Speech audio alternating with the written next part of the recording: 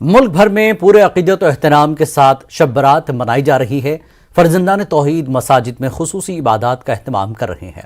इस मौके पर मसाजिद को खुसूसी तौर पर सजाया गया है। लोग जौक दर जौक मसाजिद का रुख कर रहे हैं। मुसलमान इस बाबरकत रात में अपने रब को राजी करने के लिए इबादत और दुआओं में मसरूफ हैं।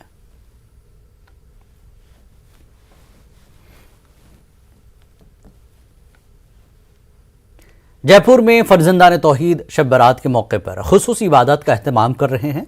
मसाजिद में कसीर तादाद में मुसलमान खुसूसी इबादत में मसरूफ हैं और अपने रब को राजी करने के लिए दुआएं मांग रहे हैं। बड़ी तादाद में आज की रात मुसलमान कब्रिस्तानों में जाकर अपने मरहूमीन की मग़फ़िरत के लिए भी ख़ास दुआएं करते हैं। इस मौके पर हमारे नुमाइंदे अरबाज अहमद ने मौलाना हबीबुर रहमान नियाज़ी से ख़ास बातचीत की।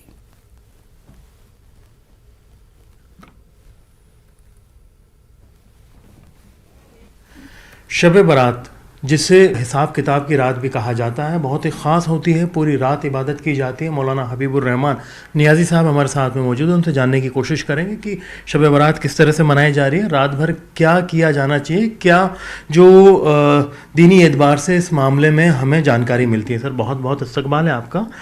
आपसे जानना चाहेंगे कि शब बारात को लेकर के क्या दीनी रोशनी में जानकारी है, किस तरह से इबादत की जाती है, क्या मायने इस रात के? बिस्मिल्लाहिर्रहमानिर्रहीम। सबसे पहले तो मैं आज एक बड़ा अजीब इत्तेफाक है कि होली का त्यौहार और शब बारात ये दोनों एक ही दिन पड़े हैं और ये हमारी गंगा जमनी तहज़ीब की एक निशानी है। तो इसकी मुबारकबाद अपने तमाम आवाम को और ख़ास तौर से न्यूज़ 18 के आवाम को मैं मुबारकबाद देता हूँ, नाजरीन को, कि आज ये एक बहुत ही अच्छा मौका है कि हम दोनों अपने अपने त्यौहार अपने अपने हिसाब से मना रहे हैं। ये हमारी जो एक तहज़ीब है उसका एक नमूना है। अब जहाँ तक सवाल है शब रात का, तो शब बारात, बारात जो इसमें लफ्ज़ है वो लोग बाग इसके मानी ये ले लेते हैं कि बारात शादी ब्याह से है। बारात अरबी लफ्ज़ में को कहते हैं जिसके मानी है आज़ादी की रात, आज़ादी।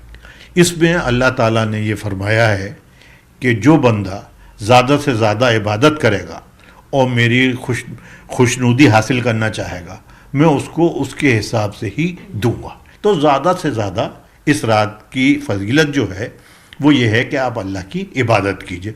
अब इबादत में ये कहीं ये नहीं आया है कि आप इस तरीके की इबादत करिए, इतनी नमाज़ें पढ़िए, ये सूरतें उसमें पढ़िए या ये दुआ मांगी। इबादत लफ्ज़, इबादत है, कुछ भी शक्ल हो, कुछ भी शक्ल है। लोग बाग मुझसे पूछते हैं कि साहब हर रकत के बाद इतनी दफ़ा कुल पढ़ेंगे, ऐसा कहीं कुछ नहीं है। इबादत लफ्ज़ है, आप इबादत कीजिए जहाँ तक की जाए। और सबसे अच्छी इबादत जो होती है वो नफिल और सुन्नतें हैं, इससे बढ़ के कोई इबादत नहीं। और अगर आदमी ये भी नहीं कर पाता है, अगर उसे नमाज भी नहीं पढ़ना आती, तो वो दुरूद शरीफ पढ़े, कलमा पढ़े, जो कुछ भी पढ़े, मतलब है इबादत। नौजवानों से भी आपने अपील की है कि फालतू झुंड बना करके शोरगुल हल्ला ना मचाएं, इबादत में। देखिए, मैं एक चीज़ आपको ये बता दूं कि इबादत किसी भी मज़हब की हो, वो सुकून की जगह ही होती है और सुकून से हो सकती है। जितनी सुकून से आप शोर और गुल से दूर रह के इबादत कर सकते हैं, किसी भी मज़हब में हो, उसका कोई ठिकाना नहीं है। ये कहीं नहीं लिखा है मोटरसाइकिल पे बैठे हुए नारे तकबीर, अल्लाह अकबर या और बहुत सी जो चीज़ें हैं वो नारे लगाते हुए आप जा रहे हैं और दूसरों को डिस्टर्ब कर रहे हैं, ऐसा कहीं नहीं है। तो आप हैं मौलाना हबीबुर रहमान नियाज़ी साहब, जो कि शब बारात के बारे में बता रहे थे, जो कि एक निजात की रात है, जो माफ़ी की रात है, इसे बजट की रात भी कहा जाता है। बहुत से लोगों की ज़िंदगी के फैसले होते हैं, तमाम चीज़ें जो हैं इसलिए मायने रखती हैं कि इस दौरान तमाम लोग रात भर जाग कर इबादत करके, सजदे करके अल्लाह के सामने माफ़ी मांगते हैं, तौबा मांगते हैं और अपनी जो दुआएं हैं वो रखते हैं, ताकि अल्लाह ताला आज के दिन उनकी दुआओं को कबूल करें। कैमरा पर्सन दिलीप छेची के साथ में अरबाज अहमद, न्यूज़ 18 के लिए जयपुर से। उलमा कराम ने फर्जंदान तौहीद से अपील की है कि वो शब बरात के मौके पर इबादत में मसरूफ़ रहें, गलियों और मोहल्लों में खामखा भीड़ लगाने से गुरेज करें। दिल्ली की जामा मस्जिद के शाही इमाम मौलाना अहमद बुखारी ने मुसलमानों से इस बाबरकत शब में लघु कामों से बचने की अपील की है। 18 मार्च जुमे के रोज़ शब बारात है। ये रात इबादत की रात है, गुनाहों से बख्शिश और दुआओं की रात है। ये रात निजात की रात है। आमतौर से देखा गया है कि नौजवान इस रात मोटरसाइकिलों पर घूमते और करतब दिखाते रहते हैं, बाज़ारों में गश्त लगाते हैं, शोर गुल करते हैं। बल्कि गुज़श्ता सालों में तो कई नौजवान करतब दिखाते हुए ज़ख्मी भी हुए और कई की जानें भी गईं। ये अमल इस्लाम और कानून दोनों के ख़िलाफ़ है। जैसे मैंने अर्ज़ किया, ये रात निजात की रात है। हमें सड़कों पर घूमने, शोरगुल करने और हुड़दंग से हर हालत में परहेज़ करना है। मेरी इन नौजवानों के वालिदैन और इलाक़े के ज़िम्मेदार हज़रात से अपील है कि वो अपने बच्चों को, नौजवानों को इस अमल से रोकें और हिदायत दें कि वो अपने घरों पर या फिर इलाक़े की मसाजिद में ही इबादत करें। तबलीगी जमात के मरकज़ पर लगा ताला 2 साल बाद खोल दिया गया है। दिल्ली हाईकोर्ट के फैसले की कॉपी मरकज़ के दरवाजे पर चस्पा की गई है। फैसले के तहत मरकज़ की 4 मंजिलों को खोलने का हुक्म दिया गया। शब बारात के लिए मरकज़ को खोला गया है। लोगों को 4 मंजिलों पर कोरोना प्रोटोकॉल की पासदारी करते हुए नमाज अदा करने और दीगर इबादत करने की इजाज़त दी गई। सिक्योरिटी के माकूल बंदोबस्त किए गए हैं। हालात का जायजा लिया हमारे नुमाइंदे खुर्रम शहजाद ने। जमात मरकज को बंद हुए तकरीबन 2 साल पूरे हो गए हैं और शब बारात के मौके पर दिल्ली हाई कोर्ट की तरफ से मरकज खोलने का ऑर्डर आया है। आज मरकज तबलीगी जमात को खोला गया है। आज यहाँ पर न सिर्फ शब बारात के मौके पर इबादत होगी, दूसरी नमाजें भी होंगी, ये तमाम चीज़ें होंगी। लेकिन अहम बात यह है कि कई तरह की शर्तें लगाई गई। एक तकरीबन 13 शर्तें दी गई थी, लेकिन उनको मॉडिफाई किया गया। सोशल डिस्टेंसिंग हो, समाजी दूरी हो, या फिर इसी तरीके से सीसीटीवी कैमरे हों, ये तमाम जो शर्तें हैं वो पूरी करनी होंगी। और अब तक जो हमारी बातचीत हुई है तबलीगी जमात के जिम्मेदारों से, मरकज़ के जिम्मेदारों से, उन्होंने ये कहा है कि वो कोर्ट का जो ऑर्डर है उसको वो पूरा करेंगे और एक पूरा अमन अंदाज में, एक अच्छे अंदाज में यहाँ पर इबादत जो है वो अंजाम दी जाएगी। आप देखें तो जिस तरीके से यहाँ पर सिक्योरिटी लगाई गई है, आज भी आपको कई चीज़ें और दिखाई देंगी। आपको दिखाई देंगे कि नोटिस बोर्ड चस्पा किया गया है कि किस तरीके से दिल्ली हाई कोर्ट का जो ऑर्डर है उसके तहत तबलीगी जमात मरकज़ को खोला जा रहा है। हालांकि अभी सिर्फ 24 घंटे के लिए, यानी कि शब बारात के लिए ही इसको खोला जा रहा है। एंट्री और नोटिस यहाँ पर लगाया गया है। गैर मुल्की जो हैं उनको यहाँ पर एंट्री नहीं मिलेगी। ये तमाम चीज़ें हैं, जिस तरह की शर्तें लगाई गई थी और तमाम तरह के अरेंजमेंट हैं वो किए जा रहे हैं। यहाँ पर चाहे टेम्परेचर नापना हो, ये तमाम चीज़ें हैं जो दिल्ली हाई कोर्ट ने अपने ऑर्डर में कहा है। और इस तरीके से कहना चाहिए कि मरकज़ जो है 2 साल के बाद बेहतर अंदाज में खुल रहा है।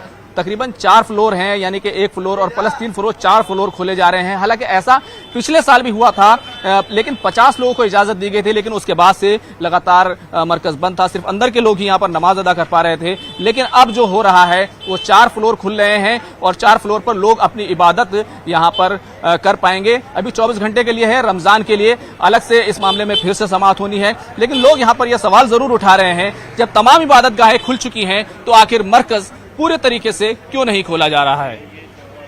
कैमरामैन प्रकाश गुप्ता के साथ खुर्रम शहजाद, न्यूज़ 18 उर्दू, दिल्ली। मुल्क भर में रंगों का त्यौहार होली पूरे जोश खरोश के साथ मनाया गया।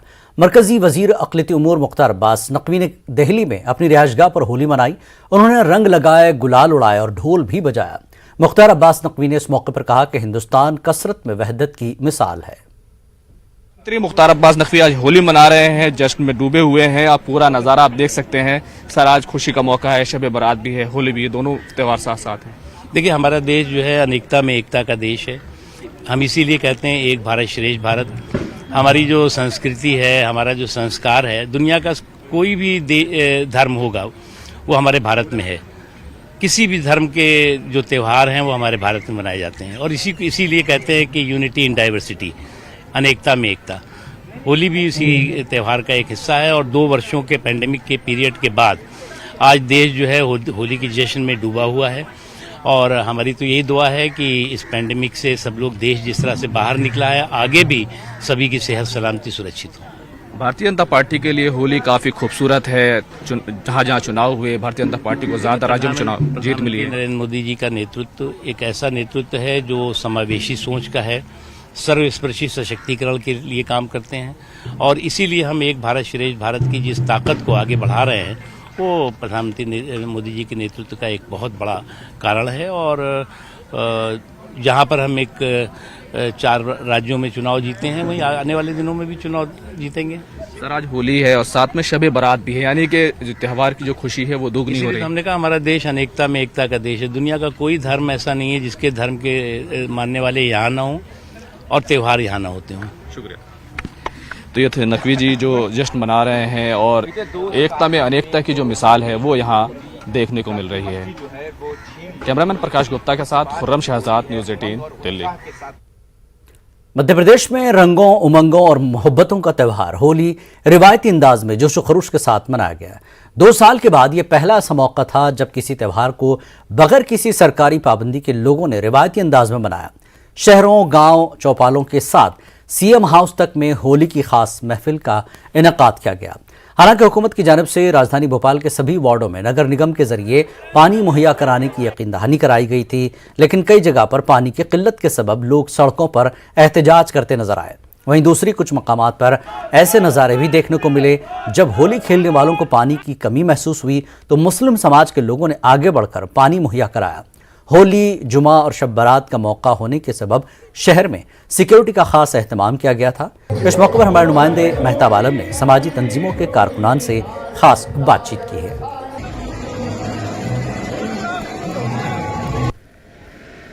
होली का त्यौहार पूरे मध्य प्रदेश में जोश व खरोश के साथ मनाया जा रहा है।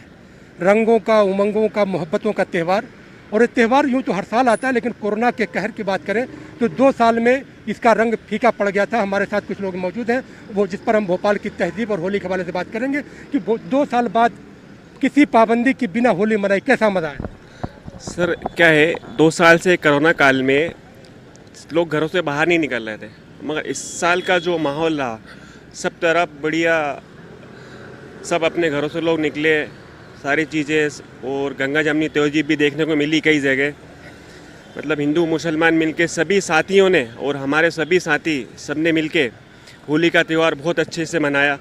और अपना जो हमारे परंपरा चली आई है गूजे पपड़ी का, तो हमारे मुसलमान भाई इसका बेसब्री से बड़ा इंतज़ार करते हैं कि भैया महेंद्र भाई के यहाँ आज होली का त्यौहार है, स्पेशली हम गूजे और पपड़ी का ये मतलब हमारे यहाँ स्पेशल डिश है जो उसका सालों से इंतज़ार करते हैं हमारे दोस्त यार भाई यार जो इंतज़ार करते हैं। और आज का दिन देखें, बड़ा शुभ दिन है। एक तरफ होली, कल रात में हमने होलिका जलाई, आज हम होली खेल रहे हैं और आज जुमे का दिन है और फिर शब बारात का भी दिन है। तो भोपाल में इस त्यौहार की बात करें, किस तरह से पूरे रंग को आप लोग देख रहे हैं? सर 2 साल बाद होली का रंग पूरे भोपाल में छाया हुआ है। इस टाइम बड़ी खुशी का माहौल है। इस टाइम तो होली का रंग 2 साल बाद हम लोगों को रोडों पे देखा। और ईद भी हमारी है तो होली भी हमारी है। तो आज शब बारात का भी दिन है, तो शब बारात भी हमारी है तो होली भी हमारी है। पूरे देश में होली का माहौल है।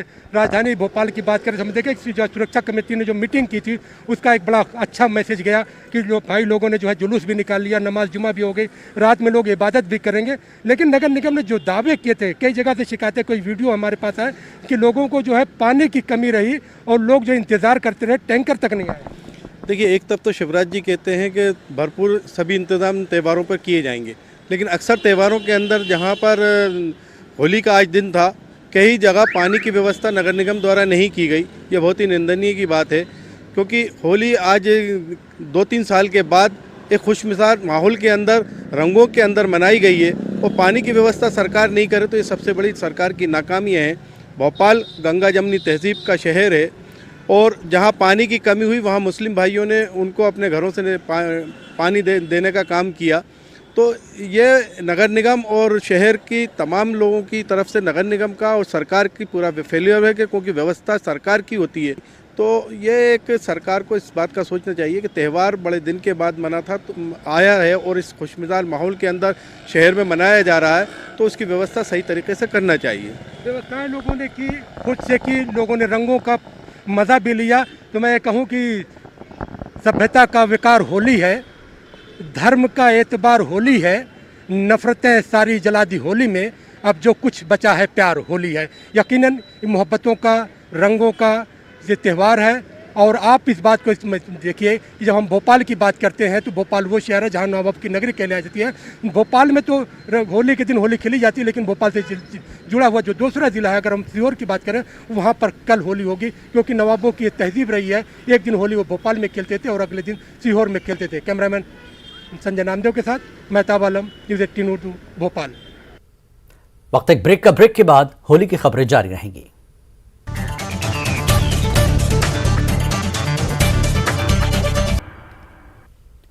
खास बात इंडिया में एक बार फिर आपका खैर मकदम है। गाजियाबाद में होली और शब बारात को लेकर पुलिस के सख्त बंदोबस्त किए गए हैं। हसास इलाकों में पुलिस बाइक पर फ्लैग मार्च कर रही है। गैर समाजी अनासर पर कड़ी नजर रखी जा रही है।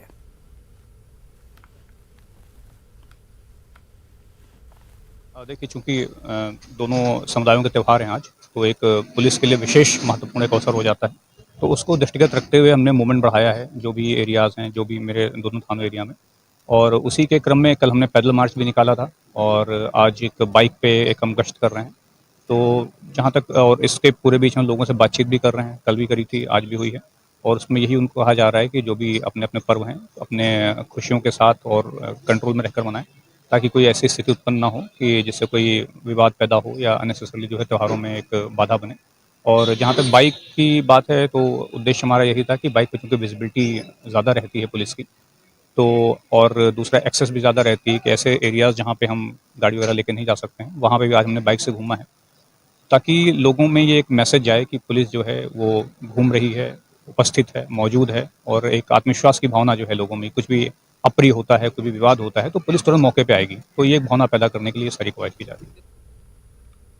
कोरोना वबा के कहर और एहतियाती पाबंदियों के सबब गुज़श्ता 2 सालों में होली और शब बारात के त्योहारों की रौनक फीकी रही थी, लेकिन इस साल लोगों ने खुलकर गली मोहल्ला और सड़कों पर होली का जश्न मनाते हुए रंग खेला।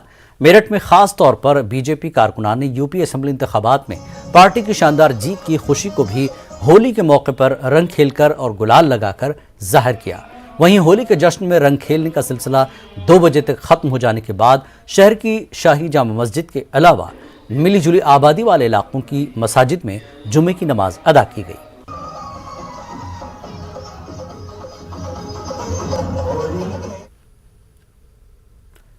उर्दू सहाफ़त के 200 साला जश्न तकरीब का आगाज़ Benazir Ansari educational and social welfare society के ज़रिए इत्माम भोपाल से किया जाएगा। 200 साला जश्न तकरीब का आगाज़ 27 मार्च से होगा। उसी रोज़ 200 साल कबल उर्दू का पहला अखबार जामे जहानुमा के नाम से कलकत्ता से शाया हुआ था। Benazir Ansar educational and society welfare society के ज़रिए इत्माम 200 साला जश्न तकरीब के इफ्तिताही सेशन में मुल्क के मुमताज़ उर्दू सहाफ़ी शिरकत करेंगे। इफ्तिताही सेशन की सदारत मुल्क के मुमताज़ उर्दू सहाफ़ी व शायर चंद्रभान ख्याल करेंगे। सेमिनार के मेहमान खुसूसी मुमताज़ अदीब प्रोफेसर विजय बहादुर सिंह होंगे, जबकि एडीजीपी अनुराधा शंकर प्रोग्राम में मेहमान ज़ीवकार की हैसियत से अपने ख्यालात का इजहार करेंगी। 27 मार्च को एक बहुत बड़ा प्रोग्राम भोपाल के अंदर हमीद मंजिल में होगा और इसके बाद ये प्रोग्राम पूरे साल भर तक 27 मार्च 2022 से लेकर 27 मार्च 2023 तक चलेगा, जिसमें कि सेमिनार सिंपोजियम तमाम ऑल ओवर इंडिया और मुख्तलिफ सूबों में इन लोकल मकामी जो तंजीमें हैं जो उर्दू के लिए काम कर रही हैं उनके साथ होगा। और उर्दू सहाफ़त को लेकर और तमाम उर्दू से जुड़े हुए तमाम सहाफ़ियों के साथ जो नाइंसाफ़ी की गई है उसके लिए आवाज़ बुलंद की जाएगी ताकि उनको सही मुकाम मिल सके। साथ ही अगर देखा जाए तो तमाम उर्दू अखबार के मालिक जो है, अगर देखा जाए जंग आज़ादी 1857 से लेकर 1947 तक तमाम हमारे गैर मुस्लिम भाई थे। पूरे भारत की तमाम भाषाओं का मिला हुआ एक अर्क है। भारत ही उर्दू है, उर्दू ही भारत है, लोग ये बात कह रहे हैं। कर्नाटक में हिजाब का मुतालबा करते हुए 400 से ज़्यादा लड़कियों ने क्लासेस का बाइकाट किया। रियासत के जनूबी कन्रा ज़िले के पतौर तालुका के अपनंगड़ी मकाम की पीयू कॉलेज में ये वाक़या पेश आया। इस कॉलेज में प्रिलिमिनरी इम्तहानात थे। मुस्लिम लड़कियों ने हिजाब के साथ इम्तहानात लिखने की इजाज़त मांगी, लेकिन कॉलेज इंतज़ामिया ने हाई कोर्ट के फैसले के पेश नज़र इजाज़त देने से इनकार किया। इसके बाद 400 से ज़्यादा मुस्लिम तालिबात प्रिलिमिनरी इम्तहानात का बाइकाट करते हुए घर चली गईं।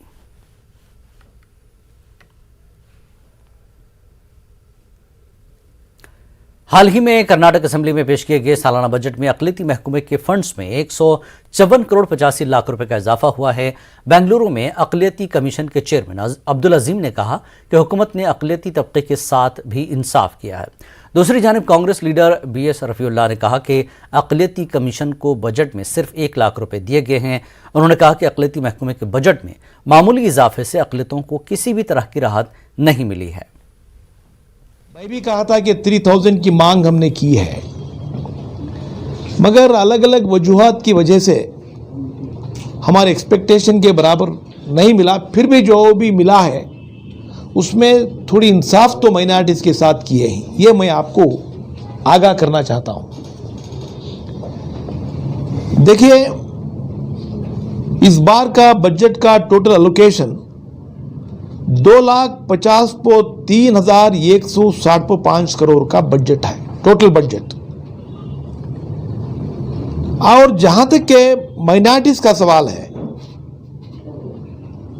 ये डिपार्टमेंटल वाइज फिगर्स आपको दे रहा हूं।